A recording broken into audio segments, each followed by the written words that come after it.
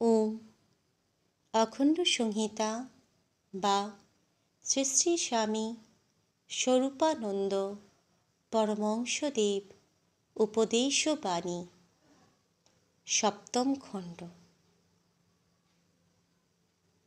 দেহকে গড়িবার সংকল্প করো। শ্রী শ্রী বাবামুনি বলিলেন, তোমার দেহকেও তুমি ইস্পাতের মতো গড়ে তুলতে পারো। শুধু পারো বলবো কেন, গড়ার চেষ্টায় তোমার একটি মিনিট সময়ও অপচয় করা উচিত নয়। প্রাণপণ যত্নে তোমার দেহকে তুমি গড়িয়ে তোলো।